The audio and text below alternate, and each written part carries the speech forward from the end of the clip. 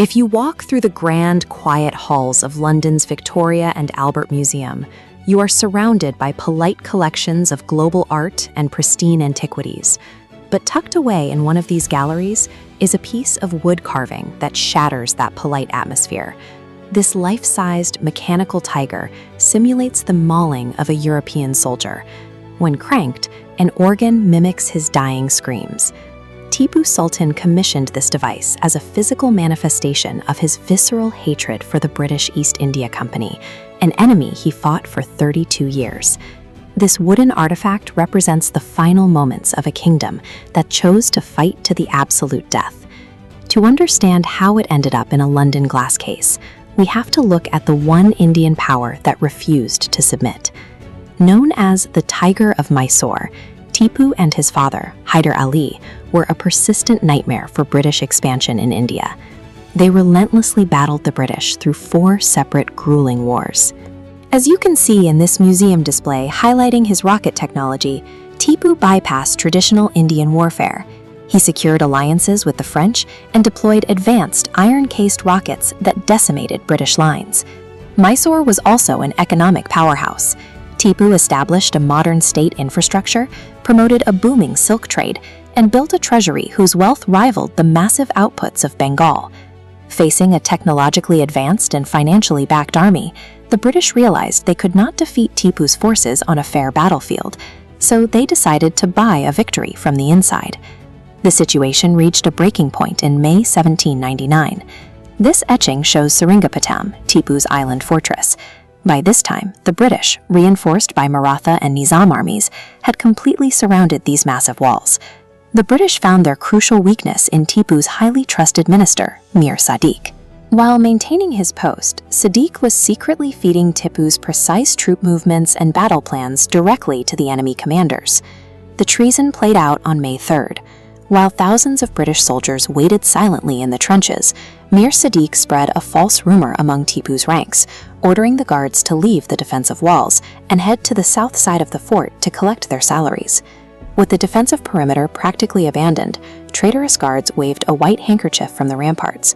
Upon seeing the signal, British troops crossed the river and stormed through a breach in the fort in exactly 7 minutes. This collapse was the result of internal corruption. British victory relied on a paid betrayal rather than military superiority. As the British flooded into the city, Tipu's bodyguards urged him to flee or reveal his identity to secure a surrender. Tipu refused, declaring it was better to live one single day as a tiger than 1,000 years as a sheep. He charged directly into the chaos. Bleeding from multiple wounds and nearly unconscious from the smoke and trauma, the Sultan fought frantically on the front lines, indistinguishable from his common foot soldiers. In the crush of the battle, an unknown British soldier grabbed at Tipu, trying to steal his jewel-encrusted sword belt. Tipu slashed the soldier with his sword, and in retaliation, he was shot through the head, dying anonymously in the dirt. The British had no idea they had actually killed the man they spent decades fighting. It took hours of searching the grounds by torchlight before they finally uncovered his body, buried underneath piles of the dead. The Tiger of Mysore met his end exactly the way he promised. To his absolute last breath, he rejected the indignity of capture. What followed was a systemic dismantling of the city.